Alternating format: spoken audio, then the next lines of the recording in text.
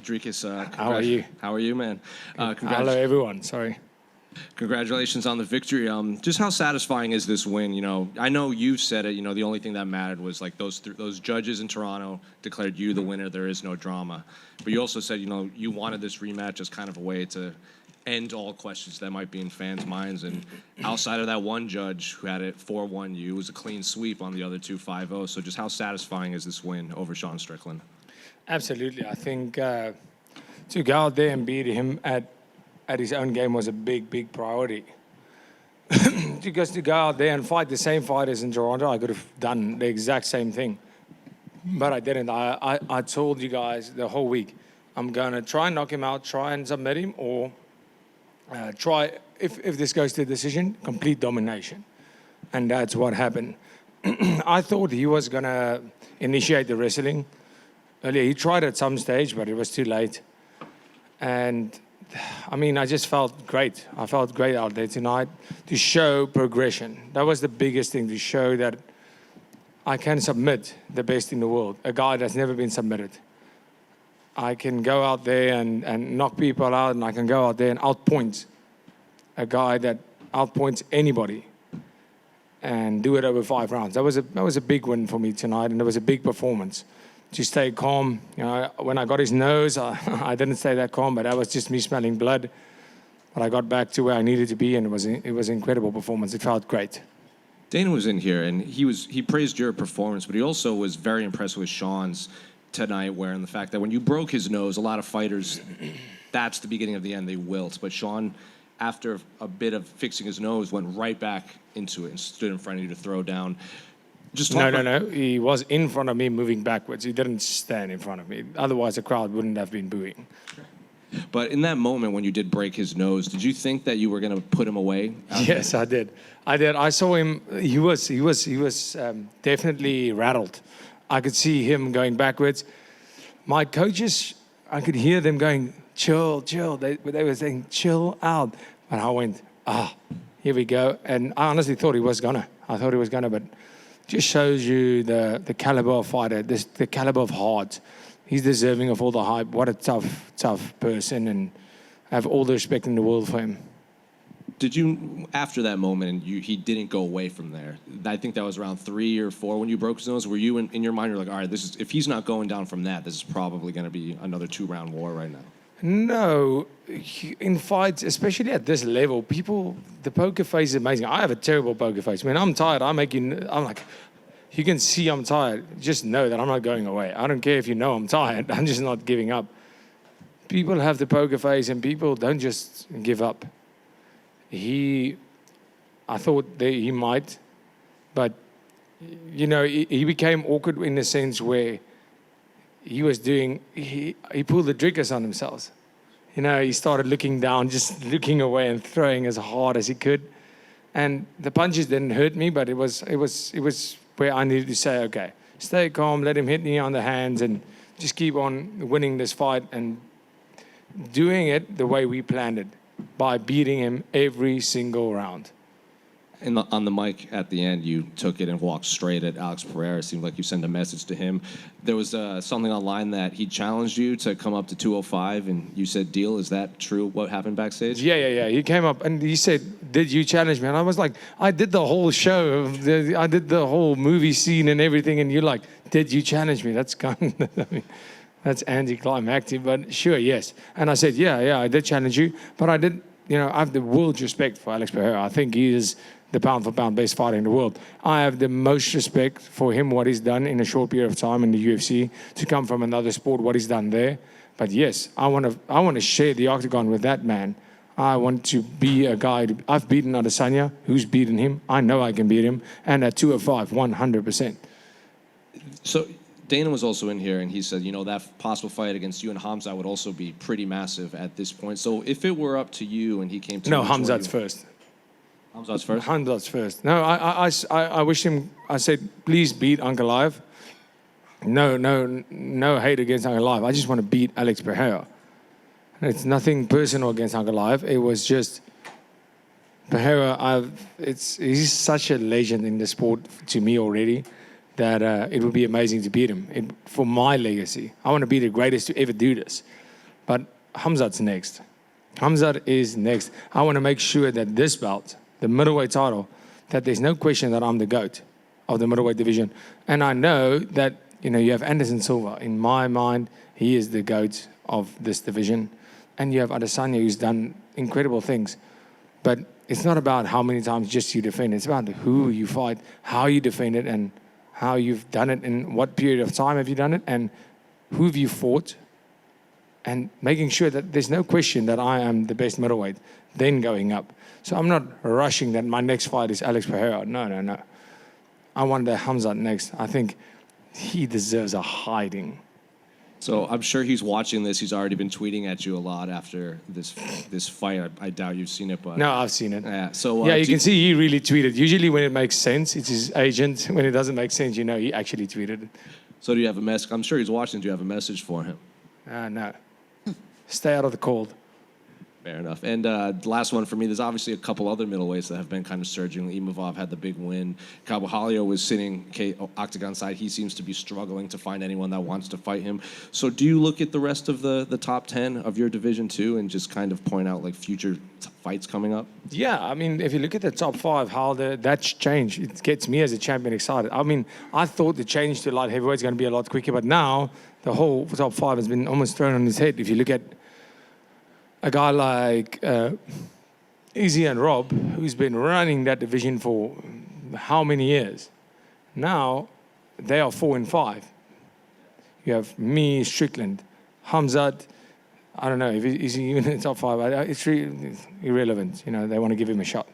You have Kyle, and you have Imamov. What a performance by Imamov. I think you make the Kyle and Imamov fight. I think that's the next fight for the title after the fight with Khamzat. Hi, Dricus. Hi, how are you? Congratulations, by the way. You did back-to-back Achilles quotes. What inspired that? Were you just at home watching Troy and you're like, all right, I'm going to use this? Yeah, I mean, yes, that's exactly what happened, literally. The Achilles one, when Strickland said he made a pact, that came while I was watching the movie. And the funny thing is my dog is actually named Achilles because I was watching the movie when I named my dog too. And I didn't plan on doing it with Alex Pereira, but it seemed like a good idea at the time. But yeah, that was literally it. I was watching the movie and it was pretty cool. I think, yeah. How often do you watch that movie? I've watched it a couple of times, maybe like 17 times, I guess. And in Embedded, you said that you're happy to not surf in the water because you don't like sharks. But ironically, in the cage, once Sean started bleeding from his nose, kind of went crazy and started acting like one. Yeah, exactly. That's why I don't go in the water. I know what it's like. You can't control yourself. Congratulations. Just back here, Dricus. Hey, man. There you go, mate. Congratulations. I'm very interested to know what you think about, where Sean Strickland's going to be going next. I don't know if you like matchmaking, but do you think there could be a good fight for him to maybe potentially work his way back up? Or what do you think's next for him?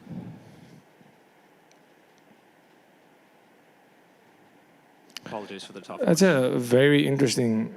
I know what's going to happen next. I can almost guarantee you what's happening next. Is there any bet that he's fighting Adesanya next? Yeah, I just thought of that, yeah. Imamov, no ways. He's already shown that he beats that style every time. Yeah. Hey? Ooh, Rob. Oh, he said Rob only has a blitz. Oh, that would be great. I think his specific words were Rob was a can. He might have been Yeah, but joking. he said Rob was a can. That's very different than Rob is a can.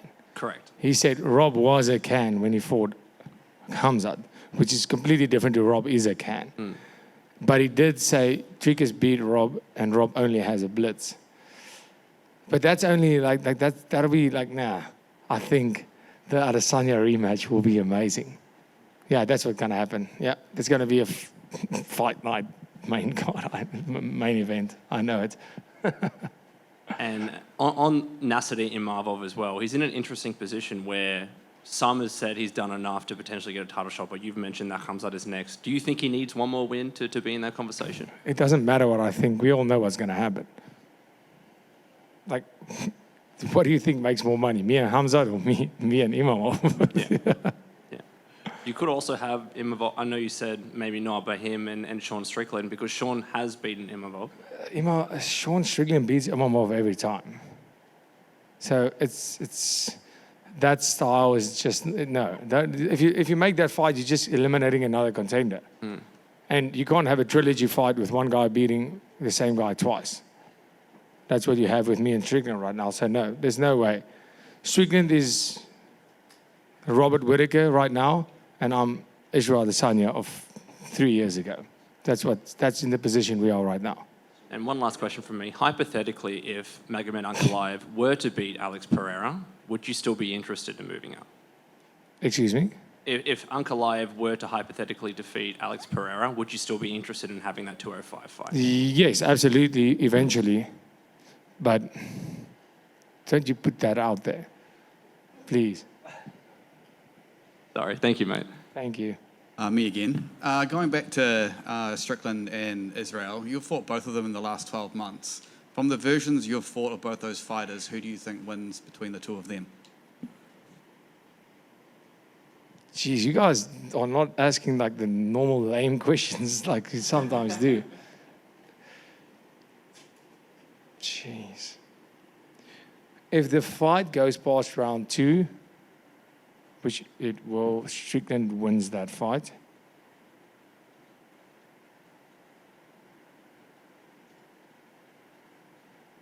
Strickland wins that fight. Dricus over here. A lot Hi. of pressure on this one. Hopefully it's not lame. Obviously, this is a rematch, and you come out and you put on such like a dominant performance. Why? Why was the performance so different? Why did you pull away so much in this fight? The thing was, I've proven that I have the dog. That I've proven, and for some reason, when my coach asked me once, and he said, "Dricus, do you hate the people you fight?" And I said, "No, like, it's literally one of my mottos. This is never personal. It's literally just business. I'm quite fond of some of the people I fight." And he said, "Well, why are you trying to kill everybody you fight with every single punch? Like, you just go and you try to murder them the whole time. And you just go overhand, and try and kill. Why?" And I said, "I don't know. When I get in there, that's what I'm thinking. I want to kill. That's what my brain goes, is die or kill. That's what it is." And for this fight, that was the plan. Is Dricus, you've proven that you can do that. Please, let's show the world that you can be accurate, that you can stay calm, that you can be technical and fight that fight. And it took a lot of growing from my side, because the way that I used to fight, to have that in the back pocket, it's amazing, because I always have that. I will never I can't let that go. That is who I am. But to go out there and fight the way I did tonight showed so much self-control and showed that I can do what I need to do. I can do what my coaches tell me. I'm a trainable athlete. I am coachable, and I am ever improving. As a world champion that has defended a belt against the best middleweight ever, one of the, I can still improve by a long shot. And that's what I had to prove to myself, my coaches, and the world tonight. Congratulations. Thank you so much. Dricus, over here, mate. Congratulations. Video has come out of you and Sean sharing a word backstage after the fight. You able to let us in on what words you shared with him? Yeah, I told him he was ugly before, when we fought, because he's not a pretty person to see. And yeah, we all thought so. But when I saw him after that, when I hit him on the nose, I went, wow. I couldn't believe he got uglier. I was like, wow. And he did. I was like, oh, your nose is so screwed up now. And he tried to break his nose back in the middle of the fight. And for some weird reason, I was giving him the opportunity. I was like, okay, let him get his nose. He went like this, and I went, okay. And then I went like, no, punch this guy in the face while he's trying to do that. And I went forward, and he kept doing this to the, like, let's say the right side. But his nose is broken to that side. And I was thinking to myself, you broke the other way. You should try and break it the other way, because he kept pushing it to the same side it was already broken to. And then he came back after that round, after the break. His nose was straight again, but it was thick. And I punched him again, and it just broke all the way again. And I was like, oh, sucks to be you right now. I hope it was a headbutt. As you've said so far, Khamzat is next. You've also expressed your desire to fight in Africa, in South Africa. Is that when that fight happens in South Africa or in Africa? Is that Khamzat fight? Yeah. I want to fight in South Africa and Africa really bad. It's as much as a dream of mine as it is to become and retain the world title. But up until this point, yeah, I think me as an athlete, and I'm actively involved, I know South Africa, our sports minister, Minister Gaten McKenzie, who is an absolute legend. The love I have for him as a Minister of Sports in South Africa is incredible.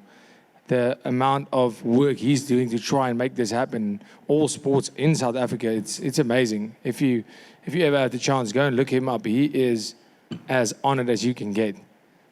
With the Formula One, with the UFC, he is making things happen. And he is honored, and we are this close to make it happen. I would love the Khamzat fight, as big as it's going to be. Obviously, International Fight Week would be amazing. But I promise you, what is International Fight Week if I can do this in Africa? I don't even care. I will take a fight night in South Africa rather than International Fight Week, 100%. Congratulations again. Thank you so much. Hello, sir. Congratulations with the win.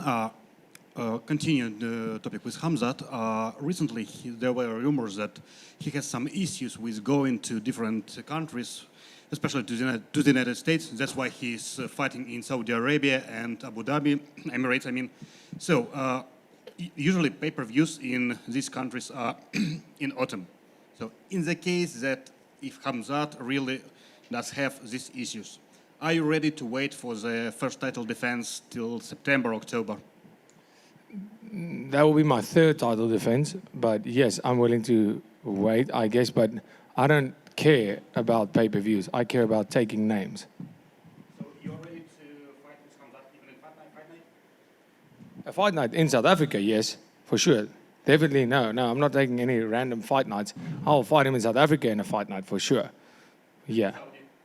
And in Saudi, I'll take him on a pay-per-view in Saudi for sure, 100%. In fact, I would prefer that, to beat him and conquer another place. Yeah, perfect. Dricus, since you're breaking down fights, give us a little preview of what the Khamzat fight looks like in your mind. How much of a challenge is he, do you believe, and how do you see yourself beating him? Jeez, guys, you don't give a guy a break. Just think about fights. Jeez.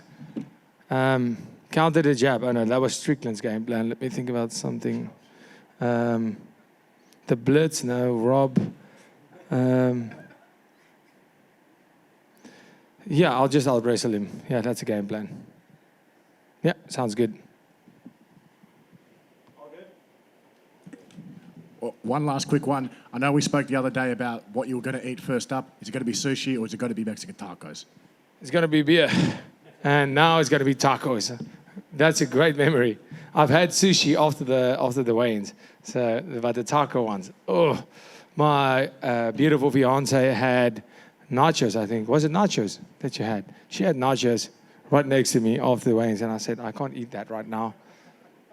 But how dare you? But she is amazing. She fasted with me in fight camp, not even drinking on our engagement, not even having any alcohol, not having a single sweet. She loves sweets, she loves chocolates, and she fasted that. We as Christians, and that's what she gave up for me to win this fight, and I appreciate it, and thank you for being on my side, my love. Thank you, guys.